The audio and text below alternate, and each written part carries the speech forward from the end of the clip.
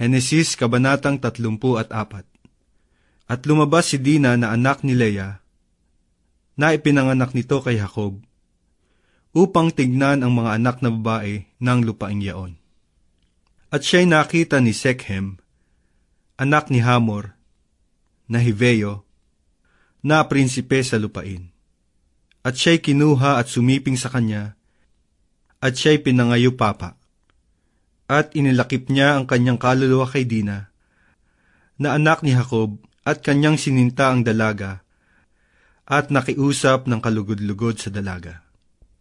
At si Shechem ay nagsalita sa kanyang amang kay Hamor, na sinabi, "Ipakamit mo sa akin ang dalagang ito na maging asawa ko." Nabalitaan nga ni Jacob na dinahas ang kanyang anak na si Dina, at ang kanyang mga anak ay nasa kasamahan ng mga hayop niya sa parang. At tumahimik si Jacob hanggang sa sila'y dumating. At nilabas ni Hamor na ama ni Shechem si Jacob upang makiusap sa kanya.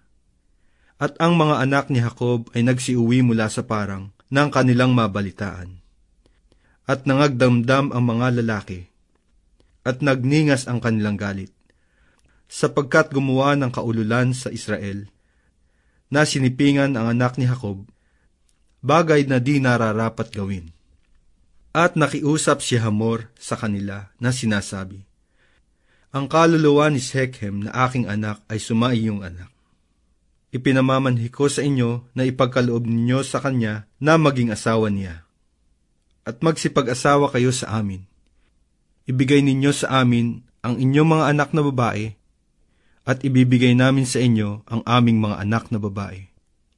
At tatahan kayong kasama namin, at ang lupain ay sasaharap ninyo.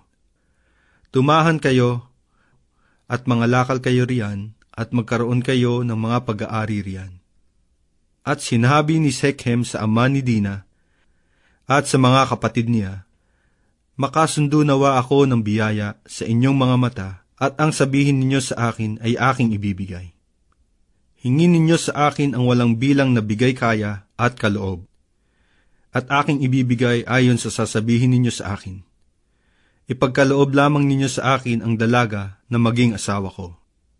At nagsisagot na may pagdaraya ang mga anak ni Jacob kay Shechem at kay Hamor na kanyang ama. At sila'y nagsalitaan, sapagkat kanyang dinahas si Dina na kanilang kapatid. At sinabi niya sa kanila, "Hindi namin magagawa ito, na ibigay ang aming kapatid sa isang hindi tuli, sapagkat isang kasiraan ng puri namin. Sa ganitong paraan lamang papayag kami sa inyo, kung kayo'y magiging gaya namin, na mga tuli ang lahat ng lalaki sa inyo, ay ibibigay nga namin sa inyo ang aming mga anak na babae, at makikisama kami sa inyong mga anak na babae. At tatahan kami sa inyo, at tayo magiging isa lamang bayan. Datapwat kung ayaw ninyo kaming pakinggan, na kayo'y mga tuli, ay dadalhin nga namin ang aming mga anak na babae, at kami ay yayaon." At ang kanilang mga salita ay kinalugdan ni Hamor at ni Shechem, na anak ni Hamor. At hindi iniliban ng binata ang paggawa niyaon, sapagkat nalugod siya sa anak na babae ni Jacob, at siya ay pinangaralang higit sa buong sambahayan ng kanyang ama.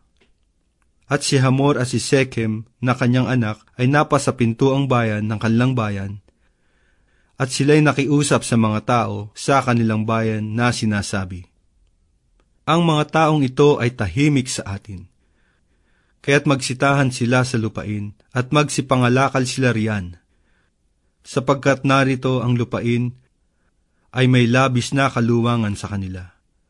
Tayo makisama sa kanilang mga anak na babae, at ating ibigay sa kanila ang ating mga anak. Sa ganito lamang paraan papayagan tayo ng mga taong iyan, sa pagtahan sa atin, na maging isa lamang bayan. Kung patuli ang lahat ng lalaki sa atin, nagaya naman nila ng mga tuli. Di ba magiging atin ang kanilang mga baka, at ang kanilang mga pag-aari, at ang lahat nilang hayop? Atin lamang silang payagan at tatahan sa atin. At pinakinggan si Hamor at si Shechem na kanyang anak, ng lahat na lumalabas sa pintuan ng kanyang bayan. At ang lahat ng lalaki ay nagtuli, ang lahat ng lumalabas sa pintuan ng kanyang bayan. At nangyari ng 3 araw nang sila'y nangasasaktan, na ang 2 sa mga anak ni Jacob, si Simeon at si Levi, na mga kapatid ni Dina, na kumuha ang bawat isa ng kanyang tabak, at sila'y lihim na pumasok sa bayan, at kanilang pinatay ang lahat ng mga lalaki. At kanilang pinatay si Hamor at si Shechem na kanyang anak, sa talim ng tabak. At kanilang kinuha si Dina sa bahay ni Shechem, at sila'y nagsialis. Nagsiparoon ang mga anak ni Jacob sa mga patay, at kanilang sinamsam ang bayan, sapagkat kanilang dinahas ang kapatid nila. Kinuha nila ang kanilang mga kawan, at ang kanilang mga bakahan, at ang kanilang mga asno, at ang nasa bayan, at ang nasa parang, at ang kanilang buong yaman, at ang lahat ng kanilang mga anak, at mga asawa, ay dinala nilang bihag at samsam, sa makatuwid bagay lahat na nasa bahay. At sinabi ni Jacob kay Simeon at kay Levi, Ako'y inyong binagabag, na pinapaging mapagtanim ninyo ako sa mga tumatahan sa lupain, sa mga Kananeo, at sa mga Fereseo, at akong may kaunting tao, ay magpipisan sila laban sa akin. At ako'y sasaktan nila, at lilipulin ako at ang aking sambahayan. At kanilang sinabi, Aarinin ba niya ang aming kapatid na parang isang patotot?